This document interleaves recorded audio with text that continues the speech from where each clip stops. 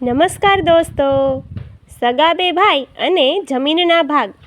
રામપુર ગામમાં રમણ અને મગન નામના બે સગા ભાઈઓ રહેતા હતા. પિતાના અવસાન પછી બંને ભાઈઓ સંયુક્ત પરિવારમાં રહેતા અને ખેતી કરતા હતા. તેમની પાસે ગામની સૌથી ફળદ્રુપ 20 વીઘા જમીન હતી.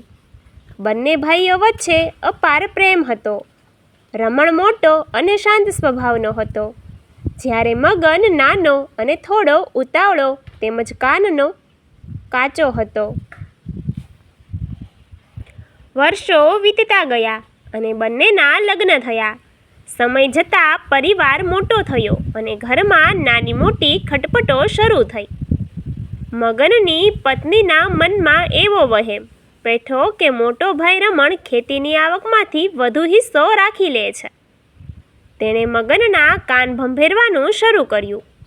ધીમે ધીમે મગનને પણ લાગવા માંડ્યું કે જમીનના ભાગ પાડી લેવા જ હિતમાં છે. એક સાંજે મગને ભરી સભામાં રામને કહી દીધું, મોટા ભાઈ, હવે આપણે ભેગા નથી રહેવું. આપણી જમીનના બે સરખા ભાગ પાડી દો. રમણભાઈ આ સાંભળીને આંચકો લાગ્યો. તેણે મગનને ઘણો સમજાવ્યો કે ભાઈ, જમીનના ટુકડા થશે તો આપણી તાકાત અડધી થઈ જશે. પણ મગન પોતાની જીદ પર અડગ રહ્યો. અંતે ગામના પંચને બોલાવવામાં આવ્યા. જમીનની વહેંચણી વખતે ખરી સમસ્યા શરૂ થઈ. જમીનની બરાબર વચ્ચે એક મોટો કૂવો હતો, જે આખી જમીનમાં પાણી સિંચવાનું મુખ્ય સાધન હતો. મગનની જીદ હતી કે કૂવો તેની બાજુ આવવો જોઈએ અથવા કૂવાની વચ્ચે દિવાલ ચણાવવી જોઈએ. પંચે સમજાવ્યું કે કૂવાની વચ્ચે દિવાલ ચણવાથી બંને ભાઈઓ પાણી વગર ટળવળશે. પણ અહંકારમાં અંધ થયેલા મગનને કોઈનું ન સાંભળ્યું. છેવટે કૂવાની વચ્ચે પણ ઈંટોની દિવાલ ચણી દેવામાં આવી અને જમીનના બે સરખા ભાગ પડી ગયા. ભાગ પડ્યા પછી બંને ભાઈઓ વચ્ચે બોલવાના સંબંધ પણ બંધ થઈ ગયા. વચમાં ચણાયેલી દિવાલે માત્ર જમીન જ નહીં, પણ બે ભાઈઓના હૃદય પણ જુદા કરી દીધા હતા. આ ઘટનાના 2 વર્ષ વીતી ગયા. એ વર્ષે ગામમાં ભયંકર દુષ્કાળ પડ્યો. ચોમાસું સાવ નિષ્ફળ ગયું. મગનની જમીન તરફના કૂવાના ભાગમાં પાણીનું સ્તર સાવ ઊંડું ઉતરી ગયું અને કૂવો સુકાઈ ગયો. બીજી તરફ રમણ પોતાના હિસ્સાના કૂવાને ઊંડો કરાવ્યો હતો, એટલે ત્યાં થોડું પાણી હતું. મગનનો પાક પાણી વિના સુકાવા લાગ્યો.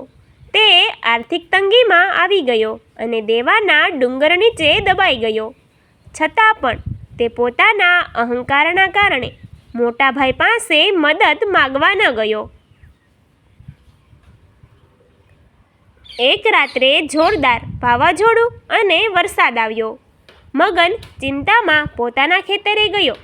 તેણે જોયું કે કૂવાની વચ્ચે ચણાયેલી દિવાલ પાણીના દબાણ અને નબળા બાંધકામને કારણે ધરાશાયી થઈ હતી.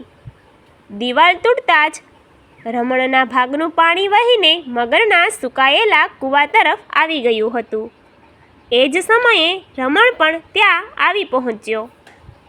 મગનને લાગ્યું કે મોટો ભાઈ વહેતા પાણીને રોકવા અને ઝઘડો કરવા આવ્યો છે. મગન નીચું જોઈને ઊભો રહી ગયો. પણ રમણે આગળ વધીને મગનના ખંભા પર હાથ મૂક્યો અને તેની આંખોમાં આંસુ સાથે કહ્યું, નાના, કુદરતને પણ આપણી વચ્ચે આ દિવાલ મંજૂર નહોતી.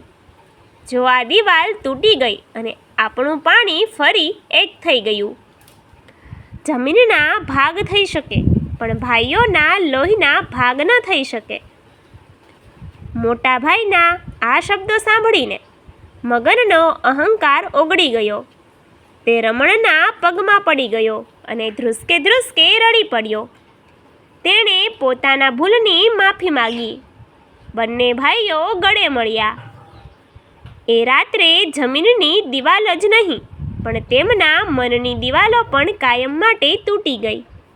બંને ભાઈઓ ફરી એક થઈને ખેતી કરવા લાગ્યા. બોધ. સ્વાર્થ અને પારકાના વહેમમાં આવીને સગા સંબંધો તોડવા ન જોઈએ. મુશ્કેલીના સમયે સગો ભાઈ જ લોહીની સગાઈ નિભાવવા આગળ આવે છે. Thank you.